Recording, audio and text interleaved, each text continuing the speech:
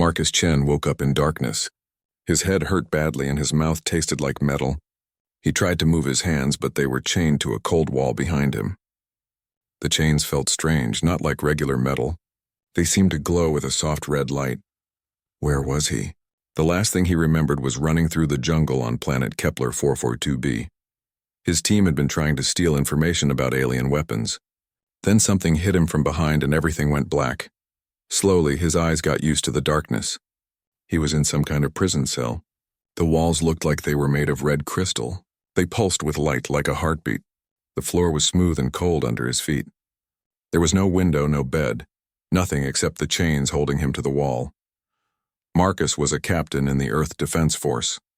He had been a soldier for 15 years. He had seen many strange things in space, but this place felt different. It felt evil. The sound of footsteps echoed in the distance. They were getting closer. Marcus straightened up as much as he could with the chains. A soldier never shows fear even when he is scared. A door appeared in the crystal wall. Marcus had not seen it before because it blended perfectly with the wall.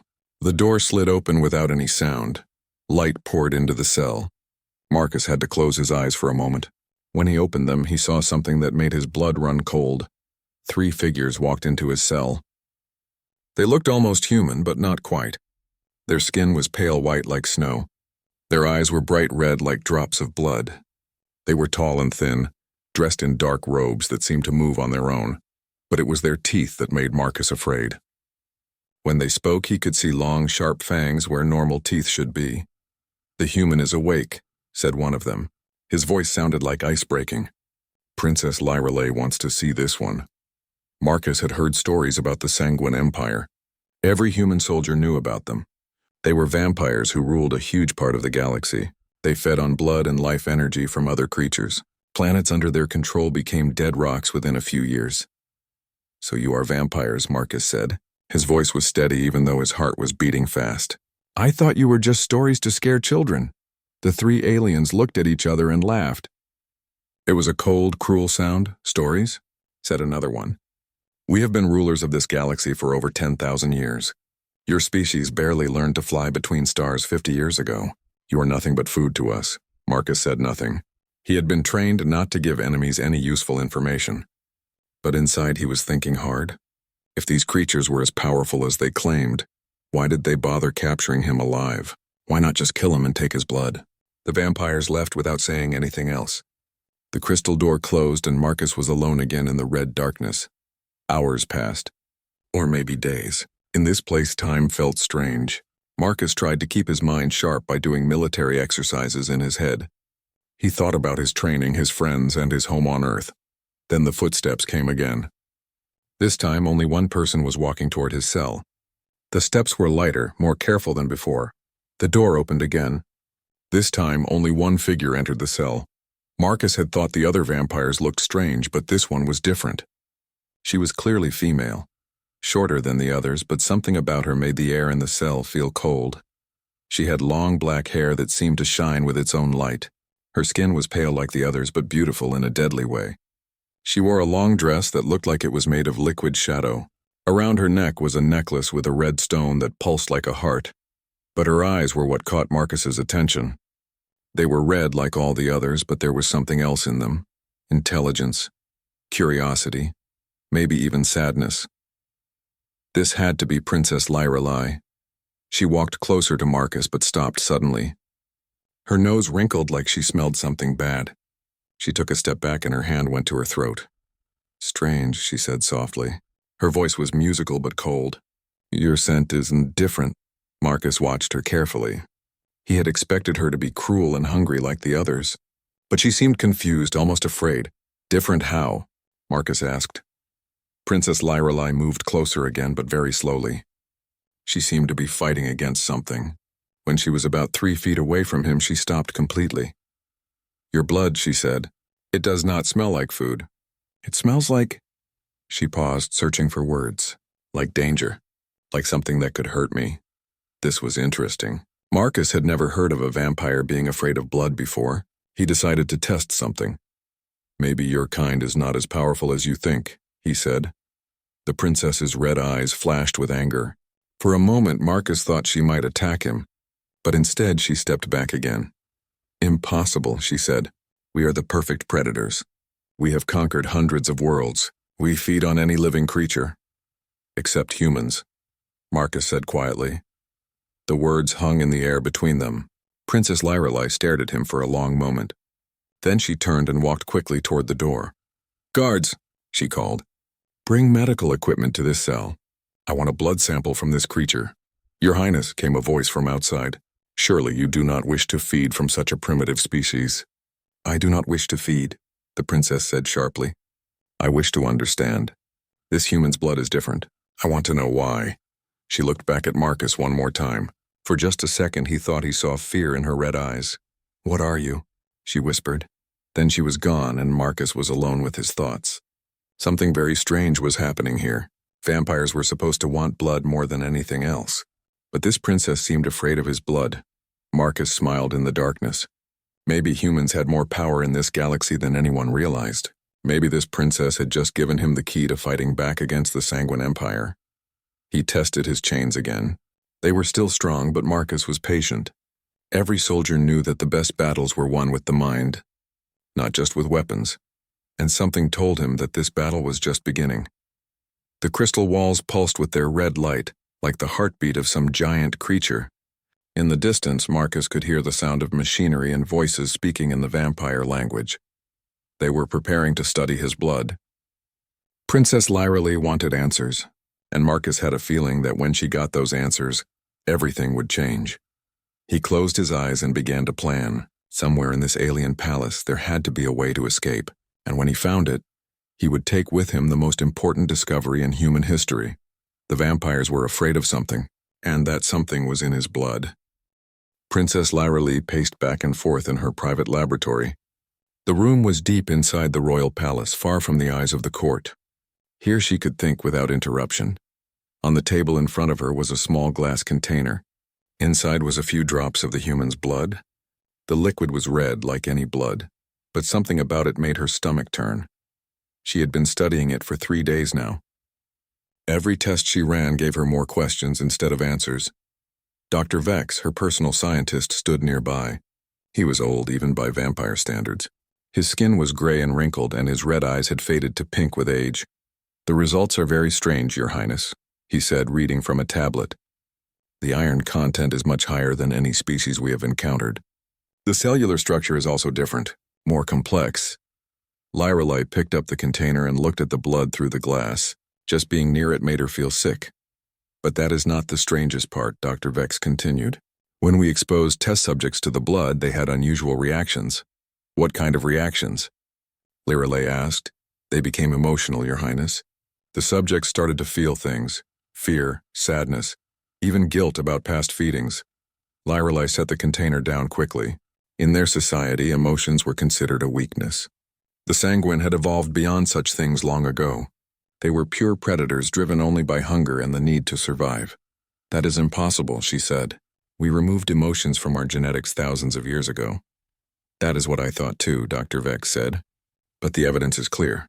Something in this human's blood awakens old pathways in our brains, pathways we thought were gone forever." Lyrelei thought about her visits to the human cell. Each time she went there, she felt things she had never experienced before. Curiosity, uncertainty, and something else she could not name.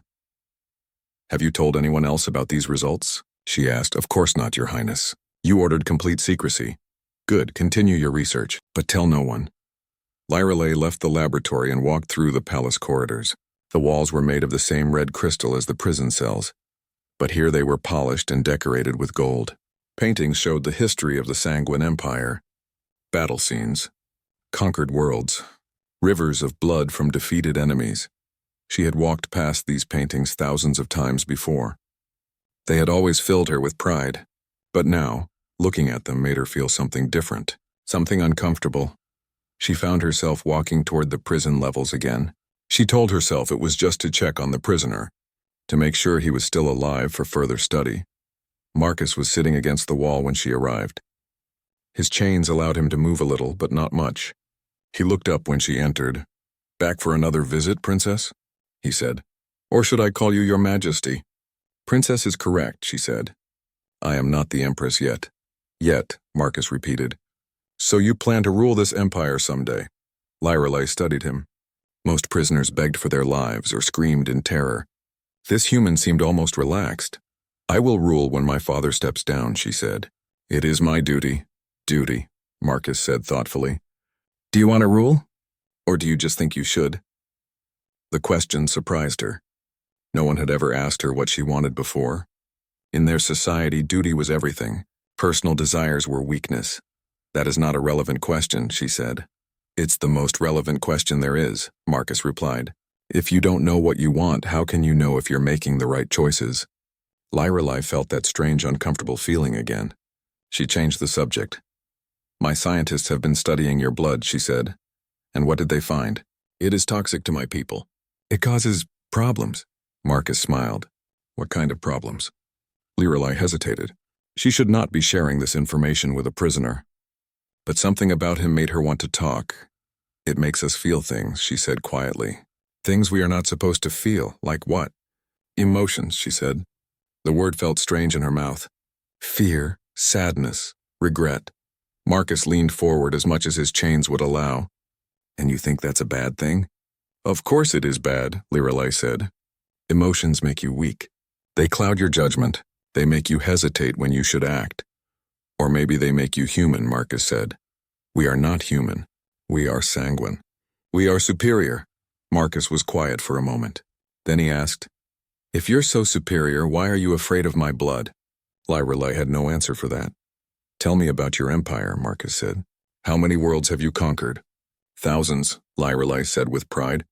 We have brought order to chaotic systems. We have ended wars and suffering. By killing everyone, by ruling them, by making them part of something greater. And the worlds that resist? Lyrelei's pride faltered a little. They are taught the price of defiance. Like taught how? Images flashed through her mind. Burning cities, empty planets, billions of lives drained away until nothing was left but dust. They are shown our power, she said, but her voice was quieter now. Does that feel right to you? Marcus asked. Killing entire worlds? Lyrelei felt that uncomfortable feeling growing stronger. Before her visits to this cell, such questions would never have occurred to her. The strong ruled the weak. That was the natural order.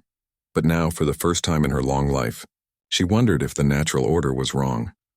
You are trying to manipulate me, she said. I'm trying to understand you, Marcus replied. In my experience, even enemies usually think they're doing the right thing. They have reasons for their actions even if I disagree with them. And what reason could you possibly understand for our actions? Marcus thought for a moment. Survival, he said. You're predators. You need to feed. You've built an empire because that's the most efficient way to guarantee your food supply. Lyrelei nodded. That was exactly right. But what if there was another way? Marcus continued. What if you didn't have to be predators? Impossible. We are what we are. Are you? Or are you what someone made you? Before Lyrelei could ask what he meant, alarms began ringing throughout the palace. Red lights flashed in the corridors. A guard ran into the cell area. Your Highness, your father requests your immediate presence in the war room. We have detected human ships approaching our outer colonies. Lyrelei looked at Marcus. He did not seem surprised by this news. Did you know this was coming? She asked. Marcus met her eyes steadily. My people don't abandon their own, he said. As Lyrelei hurried toward the war room, her mind was full of conflicting thoughts. The Empire was under attack. She should be thinking about defense strategies and counterattacks. Instead, she found herself wondering what Marcus had meant about not having to be predators, and why the thought of her people fighting his made her feel something she had never experienced before. Something that felt remarkably like sorrow. The war room was chaos when Lyrelei arrived. Giant screens showed maps of the outer colonies where human ships had been detected. Her father, Emperor Vladicus, stood in the center of the room giving orders to his generals. Emperor Vladicus was ancient, even by vampire standards. He had ruled the Sanguine Empire for over 3,000 years. His presence filled the room with cold authority. When he spoke, everyone listened. Daughter, he said when he saw Lyrelei, these humans are more bold than we expected. They have sent a fleet to rescue their captured spy. Lyrelei looked at the screens. The human ships were small compared to Sanguine warships, but there were many of them. They moved in patterns she had never seen before. How did they find our location? She asked. Unknown, said General Korath, the military commander. Our colonies were supposed to be secret, but somehow they know exactly where to strike. Emperor Vladicus turned to his daughter. You have been studying the human prisoner. What have you learned about their capabilities? Lyrelai hesitated. How could she explain what she had discovered? That human blood was somehow toxic to their people? That it awakened emotions they thought were gone forever? They are different from other species, she said carefully. Different how? Their biology is unique. They may be more dangerous than we initially thought. The Emperor's red eyes narrowed. Dangerous? They are primitives who barely know how to travel between stars. On the screens, the human ships began their attack, but they were not using normal weapons. Instead of energy beams or missiles, they were releasing clouds of something into the atmosphere of the colonies. What are they doing? General Korath asked. One of the technicians studied his instruments. They appear to be releasing some kind of aerosol. Chemical composition unknown. Lyrelai felt a cold fear growing in her chest. She thought about the blood samples in her laboratory, about the effects they had on test subjects. We need to evacuate those colonies immediately, she said. Evacuate? The Emperor looked at her with surprise. Why would we retreat from such a small force? Before Lyrelai could answer, reports began coming in from the colonies under attack. The sanguine soldiers and civilians there were experiencing something unprecedented. Sir, said a communications officer, Colony 7 reports that their population is experiencing distress. They describe feelings of overwhelming guilt and sorrow. Colony 3 reports similar symptoms, said another officer. Their military commander says his troops are unable to fight. They are too distressed by memories of past battles. Emperor Vladicus stared at the reports. This is impossible. Our people do not feel such things. But Lyrelai understood. The humans had somehow weaponized their own blood. They were using it to force the sanguine to experience emotions. Father, she said, I need to return to my laboratory. I may have information that can help us understand this attack. Go, the Emperor said. Find out what these humans are doing to our people. Lyrelai ran through the palace corridors. Her mind was racing. If the humans could weaponize their blood, it meant they understood something about sanguine biology that even she was just beginning to discover. She burst into her laboratory where Dr. Vex was monitoring the test subjects. Doctor, she said breathlessly, the humans are using some kind of aerosol weapon. It's causing our people to experience emotions. Dr. Vex nodded grimly. I suspected this might happen. I have been studying the blood samples more carefully. I think I know what we are dealing with. He led her to a computer terminal where complex genetic charts were displayed. Your Highness, what do you know about our species' ancient history? We evolved from primitive beings into perfect predators, Lyrelai said. We transcended emotion and weakness to become the rulers of the galaxy. That is what we have always been taught, Dr. Vex said.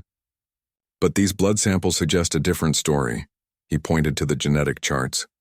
The human DNA contains sequences that match very old sanguine genetic patterns. Patterns from before our transformation into vampires. Lyrelai stared at the charts. What are you saying? I believe our species was not always vampiric. Long ago, we may have been similar to these humans. The transformation into vampires was not evolution. It was infection. The implications hit Lyrelai like a physical blow. Infection by what? Unknown. But something changed our ancestors. Made them into predators, removed their ability to feel emotions or form connections with other beings. And human blood? Human blood contains the original genetic template. When we are exposed to it, our bodies remember what we used to be. Lyrelai sank into a chair. Everything she had been taught about her people's superiority was wrong. They were not perfect predators by nature. They were the victims of some ancient infection that had made them into monsters. There is more, Dr. Vex said quietly. The computers have been analyzing the humans' conversations with you. They have been recorded for security purposes. What did you find? The human seems to know about this. When he asked if you had to be predators, he was not speaking hypothetically. He was asking if you wanted to be cured. Lyrelai thought about Marcus sitting in his cell, all those questions he had asked, about duty and choice and whether what they were doing was right. He had been testing her, seeing if she was ready to learn the truth. Alarms sounded again. A voice echoed through the palace. All citizens report to secure areas. Human forces have breached the outer defenses. Lyrelei stood up. Doctor, how long would it take to synthesize enough human blood compounds to affect our entire population? With our equipment? Several days at least. Why do you ask? Because I think the humans are not here to rescue their spy, she said. I think they are here to cure us. She left the laboratory and headed back to the prison levels. She needed to talk to Marcus again. This time she would ask the right questions.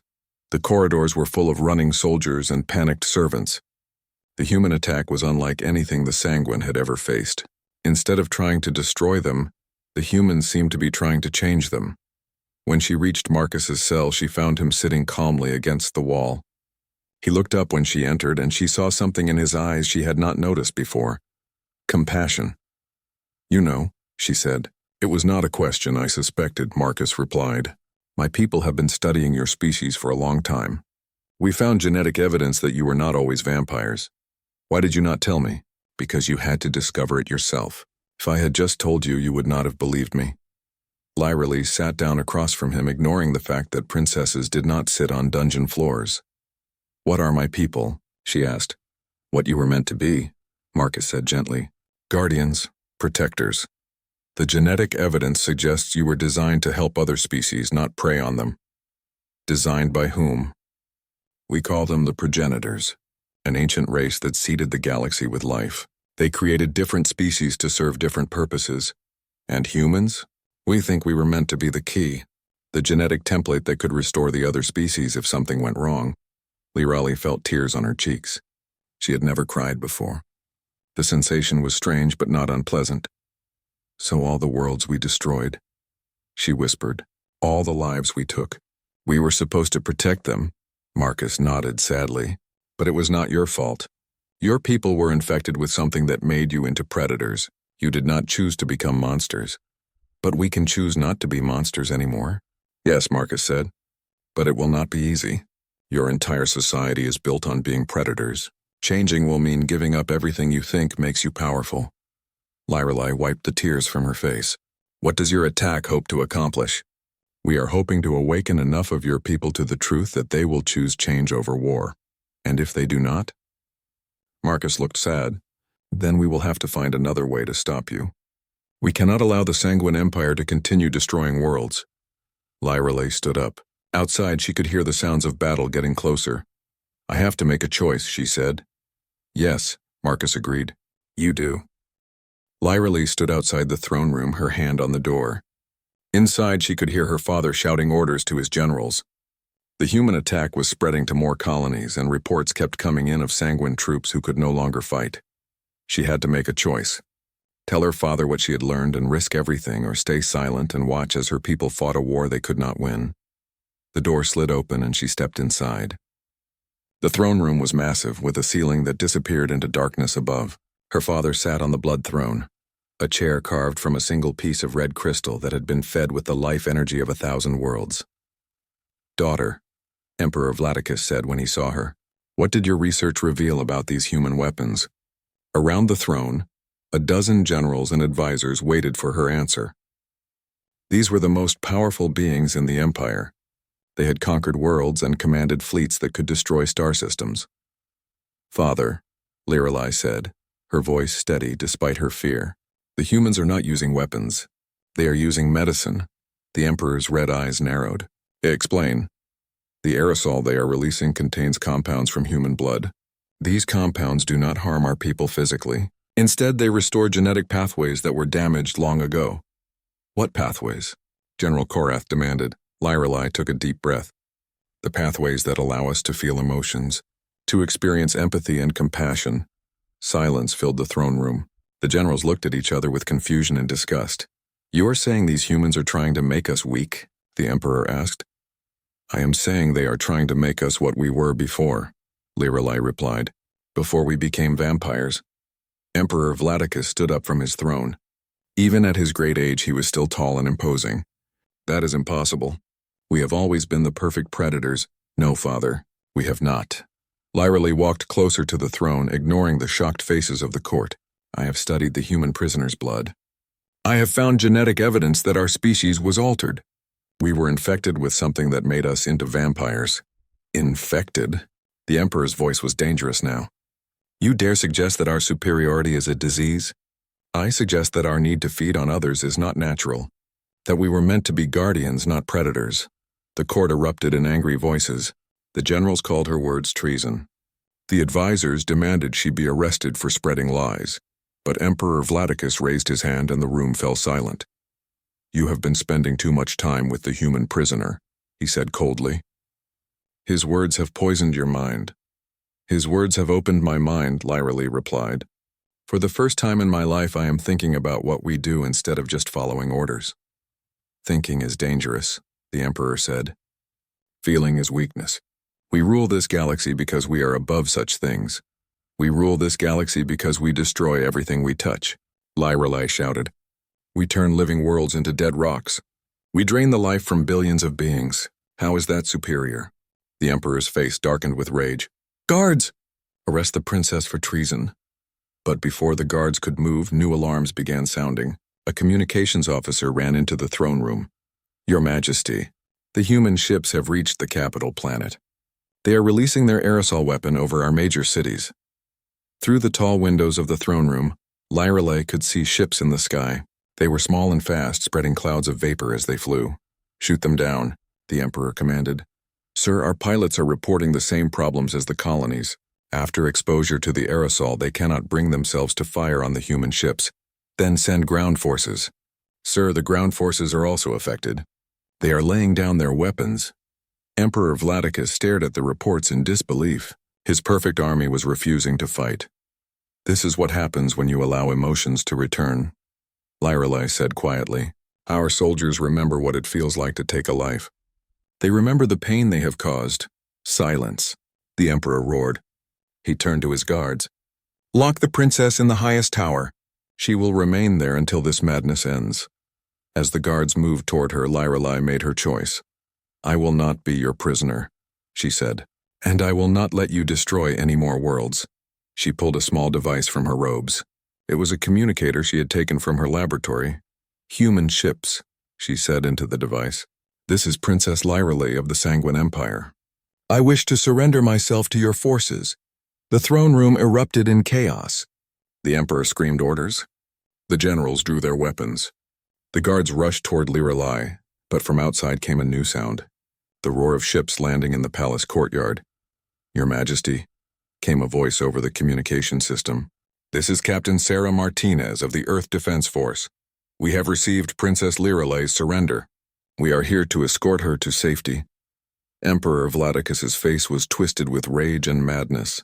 You will not take my daughter. Guards, kill the humans. Kill them all. But the guards were moving slowly, as if fighting against themselves. The aerosol weapon was taking effect even here in the palace. We do not wish to hurt anyone, Captain Martinez's voice continued, but we will defend ourselves if attacked. Lyralee backed toward the door as her father advanced on her. His red eyes were filled with murderous fury. You have betrayed everything we are, he hissed. Everything we have built. I have chosen to be better than what we were made into, Lyralee replied. The sound of fighting came from the corridors outside. But it was strange fighting. Instead of the usual sounds of battle, there were voices talking, arguing. Some sanguine were fighting against the human soldiers. Others were laying down their weapons and surrendering. Lyralee reached the door and ran. Behind her, she could hear her father shouting for guards to follow her. But most of the guards were too affected by the human aerosol to obey. She ran through corridors filled with confused and frightened sanguine. Some were experiencing emotions for the first time in their lives. They sat against walls crying or staring at their hands in wonder. Others were fighting desperately against the changes happening to them. They screamed and raged, trying to hold on to their predatory nature. Lyralee reached the prison levels just as human soldiers arrived from the other direction. They moved carefully, weapons ready but not pointed at anyone. Princess Lyralee? One of them asked. Yes, she said. I am here to help free your prisoner. Together, they went to Marcus's cell. The crystal door had been damaged in the fighting and stood partially open. Marcus looked up as they entered. He seemed unsurprised to see human soldiers. I told you my people do not abandon their own, he said to Lyralee. One of the soldiers used a strange device to break Marcus's chains. He stood up slowly, rubbing his wrists where the chains had held him. "Princess," he said to Lyra Lee, "I need you to understand something. This is not over. Changing your people will take time. Some of them will never accept it." "I know," she said. "My father will fight this to the end. And some of my people wanted to destroy your empire rather than try to cure it," Marcus continued. "There are humans who think your species is too dangerous to be allowed to continue existing." Lyra felt a chill of fear. "What are you saying?" "I am saying that both our species have a choice to make. We can work together to heal the damage that was done to your people, or we can fight a war that will destroy us both." From somewhere in the palace came the sound of an explosion. The building shook around them. "We need to leave," the human captain said. "This place is not safe." As they moved through the palace toward the landing ships, Lyra saw the results of the human attack everywhere. Sanguine people wandered the halls in confusion. Some wept for the first time in their lives. Others raged against the emotions flooding through them. A few had gathered together and were talking quietly. These were the ones who were embracing the change, who were choosing to become something new. Outside, in the palace courtyard, human ships waited, but so did sanguine forces loyal to the Emperor. The two groups faced each other across the open space. Weapons were raised on both sides. "This is where we find out if peace is possible," Marcus said quietly. Lyra stepped forward, into the space between the two armies. "I am Princess Lyra," she called out in a voice that carried across the courtyard. "I speak for those sanguine who choose change over destruction." She looked at the sanguine forces. "You have a choice. You can follow my father into endless war, or you can help me build something better." Then she turned to the humans. "And you have a choice too. You can try to destroy us, or you can help us become what we were meant to be." The courtyard was silent except for the sound of wind through the crystal spires of the palace. Then, one by one, some of the sanguine soldiers began to lower their weapons. 3 months later, Lyra stood on the observation deck of the research station that orbited between Earth and the sanguine homeworld. Through the large windows, she could see both planets. Earth was blue and green, full of life. Her homeworld was red and dark, but no longer empty. For the first time in thousands of years, things were growing there again. Marcus joined her at the window. He looked different now. The months of negotiations and research had been hard on both of them, but they had also brought hope. "The latest reports are encouraging," he said, holding a data tablet. 70% of the sanguine population has accepted the treatment. They are learning to live without feeding on others. Lyra nodded. It had not been easy. Many of her people had fought against the change. Her father still controlled about 30% of the empire, and continued to wage war against both humans and the reformed sanguine. "What about the integration program?" she asked. "Better than expected. The humans and sanguine working together have made discoveries neither species could have made alone." Lyra smiled. That was the most surprising development. When sanguine regained their emotions, they also regained abilities they had lost. Empathy allowed them to understand other species in ways that had seemed impossible before. Combined with human creativity and determination, they were solving problems that had troubled the galaxy for centuries. "Dr. Vex thinks we have found the source of the infection," Marcus continued. Lyra turned to face him. "What did he discover?" "It was not a natural disease. Something artificial was used to change your people. We found traces of technology that does not match any known species. The progenitors? Maybe. Or something that came after them. We are still investigating." They walked together toward the research laboratory. The station was a joint project, built by both humans and reformed sanguine. It served as a symbol of what cooperation could accomplish. In the laboratory, Dr. Vex was working with Dr. Sarah Kim, a human scientist. Together, they had been studying the genetic changes that were healing the sanguine. "Princess," Dr. Vex said when he saw them, "we have made another breakthrough." He led them to a containment unit where something glowed with dark energy. "We found this in the old archives on the homeworld," he said. "It appears to be a fragment of whatever was used to infect your ancestors." The object was small, about the size of a human hand. It looked like crystal, but darker than anything Lyra had ever seen. Looking at it made her feel cold and afraid. "It is still active," Dr. Kim said. "We think it is some kind of biological control device. It was designed to override natural emotions and empathy, turning peaceful species into predators. Who would create such a thing?" Lorelei asked. Someone who wanted to destabilize the galaxy, Marcus said grimly. Turn the Guardian species into destroyers. The good news, Dr. Vex said, is that we can use this to create a more effective cure. We can remove the infection completely instead of just suppressing it. Alarms suddenly began ringing throughout the station. A voice echoed over the communication system. All personnel to emergency stations. Sanguine fleet approaching. They rushed to the command center where Captain Martinez was coordinating the station's defenses. What is the situation?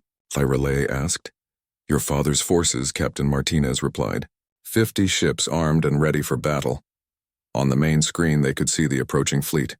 The ships were dark and menacing, nothing like the new vessels being built by the reformed Sanguine. Are they targeting the station? Marcus asked. No, Captain Martinez said. They are heading for Earth. Lorelei felt her blood turn cold. He means to destroy your homeworld. Can we stop him? Marcus asked. Our defenses are strong, but not strong enough for a fleet that size, Captain Martinez admitted. Lorelei stared at the screen. Her father was going to commit genocide against humanity. Billions of innocent people would die. There is one possibility, she said quietly. Everyone turned to look at her. I am still a princess of the Sanguine Empire. My father's forces might listen to me. It is too dangerous, Marcus said. If you go to his ship, he will kill you. Maybe. But I have to try. An hour later, Lorelei sat in a small shuttle approaching her father's flagship. Marcus was with her despite her protests. So was Dr. Vex carrying a case with the cure they had developed. This will not work, Dr. Vex said nervously. The Emperor will never listen. He will listen, Lorelei said, because I am going to show him the truth. The shuttle was allowed to dock with the flagship. They were escorted by guards to the throne room, which had been rebuilt on the ship exactly like the one on the homeworld. Emperor Vladicus sat on his crystal throne, looking older and more tired than before. The months of war had worn on him. My treacherous daughter returns, he said coldly. Come to surrender? I have come to offer you a choice, father, Lorelei said. The same choice I had to make. I do not need choices. I need victory. Lorelei walked closer to the throne. Look at your people, father. Really look at them. The Emperor glanced around the throne room. His guards and advisors stood at attention, but something was wrong. They looked tired and uncertain. Some were trembling. The aerosol weapon affected them too, Lorelei said. They are starting to feel again, starting to remember what they have done. I will find a way to reverse it, the Emperor said. You cannot reverse truth, Lorelei replied. We were not meant to be predators. We were infected, changed into something we were never supposed to be. Dr. Vex stepped forward and opened his case. Inside was the dark crystal fragment they had found. This is what was used to change your people, he said. It is a control device. It made you into weapons for someone else's war. Emperor Vladicus stared at the crystal. For a moment, his face showed uncertainty. It does not matter what we were, he said finally. We are what we are now. But we do not have to stay that way, Lorelei said. We can choose to be better. And give up our power. Become weak like other species? Become strong in a different way, Marcus said, speaking for the first time. Your daughter has shown more courage in 3 months than most people show in a lifetime. Is that weakness? The Emperor looked at Marcus with hatred. You did this. You poisoned her mind. I showed her another path, Marcus replied. She chose to walk it. Lorelei pulled a small injector from her robes. It contained the new cure Dr. Vex had developed. Father, she said, let me show you what we really are. Before anyone could stop her, she activated the injector and pressed it against her neck. The cure flowed into her bloodstream. The change was immediate. Colors became brighter. The air felt cleaner, and for the first time Lorelei could see the threads of connection that linked all living things. This is what the progenitors intended, she said, her voice filled with wonder. We were meant to protect these connections, to help life flourish. Emperor Vladicus stared at his daughter in shock. She seemed to glow with an inner light that had nothing to do with their usual predatory power. You have destroyed yourself, he whispered. I have found myself, she replied. Around the throne room, the guards and advisors were watching with fascination. Some of them were crying. The emotions awakened by the earlier aerosol exposure were growing stronger. Please, father, Lorelei said. Let me help you remember who we were meant to be. The Emperor looked at the injector she held out to him. For a long moment, the throne room was completely silent. Then slowly, he reached out and took it. If I do this, he said quietly, everything we built will crumble. Everything we built was based on lies, Lyrelai said gently. We can build something better. Emperor Vladicus looked around the throne room one more time, at his people who were struggling with new emotions, at the daughter who had chosen truth over power. Then he pressed the injector against his neck. The change in him was dramatic. The cold hardness left his eyes. His face, which had been cruel for so long, softened with the return of compassion. What have we done? He whispered, and began to weep. 6 months later, representatives from dozens of worlds gathered for the signing of the Progenitor Accords. The agreement established a new order in the galaxy, based on cooperation instead of conquest. Lyrelai and Marcus stood together as the documents were signed. The former Sanguine Empire was now the Guardian Alliance, dedicated to protecting life throughout the galaxy. Is it you? Marcus asked quietly. Lyrelai looked at him with confusion. What do you mean? Something I found in the Progenitor archives, he said.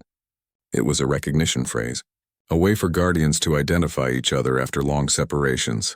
He smiled. The answer was supposed to be, it is me and I remember. Lyrelai felt tears of joy on her cheeks. It is me, she said, and I remember. They looked out at the gathering of species that had once been enemies. Humans and Sanguine worked side by side. Former prey species stood as equals with their former predators. The galaxy was healing, and for the first time in thousands of years, life was expanding instead of diminishing. The blood that had once made the vampire princess shiver with fear had become the key to salvation for both their species. In learning to trust each other, humans and Sanguine had found something greater than either could achieve alone. They had found their way home.